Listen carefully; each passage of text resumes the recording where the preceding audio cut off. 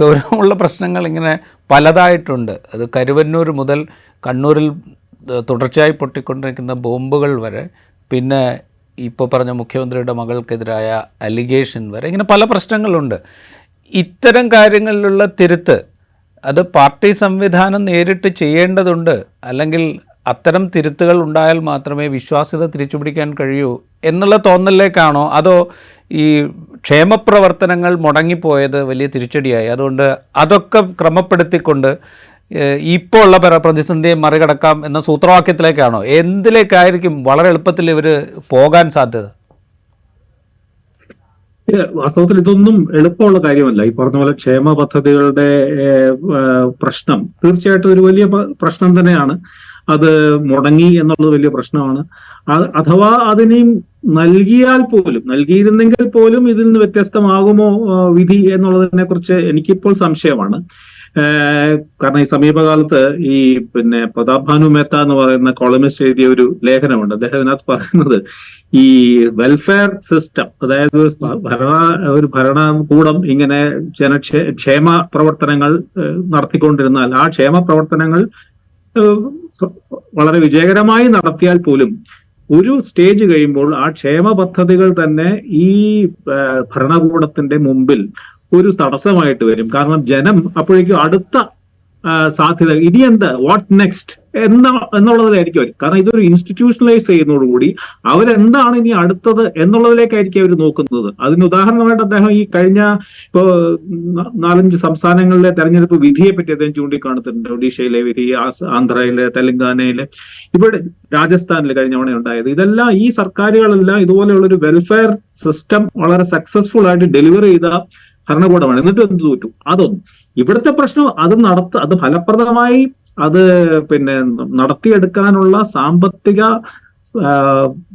സാധ്യതയോ സാമ്പത്തിക വിഭവങ്ങളോ ഒന്നുമില്ലാതെ ഉഴലുന്ന ഒരു കാലമാണ്. അപ്പൊ അതിൽ നിന്ന് നമുക്ക് മോചനത്തിനുള്ള സാധ്യത ഹ്രസ്വകാലാടിസ്ഥാനത്തിൽ എന്തായാലും എളുപ്പമല്ല. പക്ഷേ ഒരു ഇടതുപക്ഷ പ്രസ്ഥാനം അതിന് നിലനിൽക്കണമെങ്കിൽ, അത് ഇന്നല്ല, ചിലപ്പോൾ അടുത്ത തെരഞ്ഞെടുപ്പല്ല, അതിനപ്പുറത്തും കേരളത്തിൽ ഇന്ന് നിലനിൽക്കണമെങ്കിൽ ചില അടിസ്ഥാനപരമായ കേരളത്തിന്റെ പ്രശ്നങ്ങളുമായിട്ട് ബന്ധപ്പെട്ടാണ് ഈ ഇടതുപക്ഷത്തിന്റെ ഇപ്പോഴത്തെ ക്ഷീണം കാണുന്നത്. അത് 90-കളിൽ തന്നെ EMS പോലുള്ളവർ കൃത്യമായി അത് ചൂണ്ടിക്കാണിച്ചിരുന്നു. കാരണം കേരള മാതൃക എന്ന് പറയുന്നത് സസ്റ്റൈനബിൾ അല്ല, നിലനിൽക്കാൻ കഴിയാത്ത ഒരു വ്യവസ്ഥയാണ്. ഈ കേരള മാതൃക തകരുന്നത് ഇടതുപക്ഷം, കേരള സംസ്ഥാനം മാത്രമല്ല ഇടതുപക്ഷത്തിന്റെ രാഷ്ട്രീയം പോലും അതോടുകൂടി തകർന്നു പോകും. അപ്പൊ അതിന് ഒരു പുതിയ സാമ്പത്തിക വളർച്ച നേടാവുന്ന ഒരു സംസ്ഥാനമായി കേരളത്തിനെ മാറ്റിയെടുക്കേണ്ടത് കേരളത്തിന്റെയും ഇടതുപക്ഷത്തിന്റെ നിലനിൽപ്പിന് പോലും ആവശ്യമാണ് എന്ന് അദ്ദേഹം ചൂണ്ടിക്കാണിച്ചു. എങ്ങനെയാണ് അദ്ദേഹം കേരള മാതൃകയെ വിമർശിച്ചുകൊണ്ട് ആദ്യം പറഞ്ഞു 90. അപ്പൊ കേരളത്തിന്റെ ഈ എക്കണോമിക് ആയിട്ടുള്ള സിറ്റുവേഷൻ, കേരളത്തിന്റെ സാമ്പത്തികമായിട്ടുള്ള ഈ അവസ്ഥയിൽ നിന്നൊരു മാറ്റം വരുത്തുന്ന രീതിയിൽ കേരളത്തിനെ പുതുക്കി പണിയാനുള്ള ഒരു ദീർഘകാലാടിസ്ഥാനത്തുള്ള സമഗ്രമായിട്ടുള്ള ഒരു പദ്ധതിയിലൂടെ മാത്രമേ കേരളത്തിലെ ജനങ്ങളും അതോടൊപ്പം ഇടതുപക്ഷവും ഒക്കെ, കാരണം ഈ അവസ്ഥയിലെ ഇടതുപക്ഷം എന്താണ് വ്യത്യസ്തമായിരുന്നത്? ഇടതുപക്ഷം ജനക്ഷേമകരമായി ഈ വ്യവസ്ഥയുടെ എല്ലാ പരിമിതികൾക്കുള്ളിൽ നിന്നുകൊണ്ടും ജനങ്ങളുടെ ജീവിതം കൂടുതൽ മെച്ചപ്പെടുത്താൻ, മറ്റെല്ലാ ഇടങ്ങളിൽ നിന്നും പൊതുവായിട്ടുള്ള പല കാര്യങ്ങളും മെച്ചപ്പെടുത്താൻ ശ്രമിച്ച ഒരു പ്രസ്ഥാനമാണെന്നുള്ളതാണ് അടിസ്ഥാനപരമായ അതിനൊക്കെ മുമ്പുണ്ടായിരുന്ന വളരെ ജനതയുടെ വളരെ അടിച്ചമർത്തപ്പെട്ട ഒരുപാട് അവകാശങ്ങൾക്ക് വേണ്ടിയൊക്കെ മുന്നോട്ട് വന്നുകൊണ്ട് ആ കാലം കഴിഞ്ഞിരിക്കുന്നു. ഇപ്പോൾ ഒരു പുതിയ മധ്യവർഗ ഭൂരിപക്ഷം ഉള്ള ഒരു സമൂഹമാണ് കേരളത്തിന്റെ. അവരുടെ ആസ്പിറേഷൻസ് വേറെയാണ്. അവരുടെ ഈ പുതിയ മുകളിലേക്ക് പോകുന്ന അല്ലെങ്കിൽ ഉയരങ്ങളിലേക്ക് പോകുന്ന ജീവിതം മെച്ചപ്പെടുത്താനുള്ള അവരുടെ ശ്രമങ്ങൾക്ക് മുമ്പിൽ എന്താണ് ഇടതുപക്ഷത്തിന് കൊടുക്കാവുന്ന ഉത്തരം? ഇടതുപക്ഷത്തിന് അപ്പോ അത് ഒരു വശം. മറുവശത്ത് ഈ വെൽഫെയർ സിസ്റ്റം നിലനിർത്താൻ എങ്ങനെ കേരളത്തിന്, അത് കേന്ദ്ര കാരണമായിരിക്കാം, പക്ഷെ കേന്ദ്രം ഇതിനെ ഇങ്ങനെ പഴിച്ചുകൊണ്ട് ഏതെങ്കിലും ഒരു കാലത്ത് കേന്ദ്രം കനിയും എന്ന് കരുതി ഇടതുപക്ഷത്തിന് മുന്നോട്ട് പോകാൻ പറ്റുമോ? അപ്പൊ കേരളത്തിലെ മറ്റൊരു വഴി മറ്റൊരു വഴി കണ്ടെടുത്ത ഒരു പാരമ്പര്യമാണ് കേരളത്തിന് ഇടതുപക്ഷത്തിനുള്ളത്. അപ്പൊ അങ്ങനെയുള്ള ഞാൻ പറഞ്ഞ മൗലികമായിട്ടുള്ള ചില കാര്യങ്ങളുമായിട്ട് ബന്ധപ്പെട്ടാണ് ഇടതുപക്ഷത്തിന്റെ ഭാവി ഇരിക്കുന്നത്. അത് കാണാതെ, അതിനെപ്പറ്റി യാതൊരു ആലോചനയില്ലാതെ, അത് ഈ പാർട്ടിക്കുള്ളിൽ മാത്രം ആലോചിച്ചുകൊണ്ടും ഫലമൊന്നും ഉണ്ടെന്ന് എനിക്ക് തോന്നുന്നില്ല.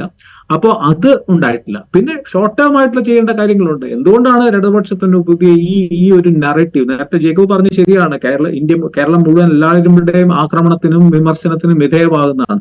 അപ്പൊ ആ ഒരു നറേറ്റീവിന്റെ ഒരു ആഖ്യാനത്തെ മാറ്റാനുള്ള ശ്രമങ്ങൾ എന്തുകൊണ്ടില്ല? ഒരു കേരളത്തിന് ആകർഷകമായിട്ടുള്ള ഒരു പദ്ധതി മുന്നോട്ട് വെക്കാൻ എന്തുകൊണ്ടില്ല? ജനങ്ങൾക്ക് ഈ തെരഞ്ഞെടുപ്പിൽ വോട്ട് ചെയ്യണമെങ്കിൽ, ഇടതുപക്ഷത്തിന് വോട്ട് ചെയ്യണമെങ്കിൽ തോന്നിക്കാനുള്ള എന്ത് കാരണമാണ്, എന്ത് പദ്ധതിയാണ് മുന്നോട്ട് വെക്കാനുള്ളത്? ഇതിനൊക്കെ പുറമെ എവിടെയാണ് മാറ്റം ആരംഭിക്കേണ്ടത്? മാറ്റിയാൽ മാത്രം പോരാ, മാറി എന്നുള്ളത് അതിലൊരു സിംബോളിക് വാല്യൂ ഉണ്ട്. മാറി എന്നുള്ളതിന്റെ ഒരു സൂചന ജനങ്ങളോട് പറയാനുണ്ട്. അതിന് അടിസ്ഥാനപരമായ ആവശ്യം വാസ്തവത്തിൽ മുഖ്യമന്ത്രി തന്നെ മാറിക്കൊടുക്കുകയാണ് വേണ്ടത്. വാസ്തവത്തിൽ അതുകൊണ്ട് പ്രശ്നം അവസാനിക്കുന്നല്ല, അതൊരു വലിയ മാറ്റത്തിന്റെ തുടക്കം. കാരണം കേരളത്തിൽ ഈ കഴിഞ്ഞ 20 വർഷമായിട്ട് ഇടതുപക്ഷം നേരിടുന്ന പലതരത്തിലുള്ള ഇലക്ഷൻ ജയിച്ചു കാണും. അത് പല കാരണങ്ങളുണ്ട്. ഈ 2020 ജയിച്ചതിന് വളരെ വളരെ ഒരു അസാധാരണമായ ചില കാരണങ്ങളുണ്ട്. അതല്ലെങ്കിൽ ഇങ്ങനെയുള്ള ഒരുപാട് ഇടതുപക്ഷത്തിന്റെ പ്രശ്നങ്ങളുമായി ബന്ധപ്പെട്ടിരിക്കുന്നത് ഈ കഴിഞ്ഞ 10-20 വർഷത്തെ പ്രശ്നങ്ങളാണ്. അവിടെ ഒരു മാറ്റത്തിന്റെ ആദ്യപടി എന്ന നിലയ്ക്ക് താനൊഴിഞ്ഞ് ഒരു മാറിക്കൊടുക്കേണ്ടത് പോലും ആവശ്യമാണെന്നാണ് എന്റെ അഭിപ്രായം. കാരണം എന്നാലാണ് യഥാർത്ഥത്തിൽ ഞങ്ങൾ മാറാൻ തയ്യാറാണ് കാരണം ഇത് ഒരുപാട് പ്രശ്നങ്ങൾ ഇദ്ദേഹത്തിന്റെ വ്യക്തിപരമായിട്ടുള്ള രീതികളുമായിട്ടും ശൈലികളുമായിട്ട് ബന്ധപ്പെട്ടിരിക്കുന്നു. അപ്പോൾ 75 വയസ്സാവുന്ന ഒരു മനുഷ്യന് ചിലപ്പോൾ ശൈലി മാറ്റാൻ കഴിയില്ല, മാറ്റാൻ പറ്റില്ല എന്നുള്ള ശരിയാണ്. ശൈലി മാറ്റിയില്ലെങ്കിൽ വ്യക്തി മാറുക എന്നുള്ളതല്ലാതെ വേറൊരു മാർഗമില്ല, വേറെ ഉത്തരമില്ല. അങ്ങനെയാണ് ഉത്തരവാദപ്പെട്ട പ്രസ്ഥാനം ചെയ്യേണ്ടത്. ഈ പ്രസ്ഥാനം ഒരു വ്യക്തിയെ ആശ്രയിച്ചല്ല ഇരിക്കുന്നത്, ഒരുപാട് പേരുടെ തലമുറകളുടെ സംഭാവനയും സൃഷ്ടിയുമാണ് ഈ പ്രസ്ഥാനം. അപ്പൊ അതിൽ ഒരു മനുഷ്യന്റെ ശൈലി മാറ്റാൻ എനിക്ക് വയ്യ, അതുകൊണ്ട് ഞാൻ തന്നെ ഇവിടെ ഇരിക്കും എന്ന് പറയുന്നത് തന്നെ എന്തൊരു ജനങ്ങളോട് കാണിക്കുന്ന എന്തൊരു ഒരു പുച്ഛമാണത്.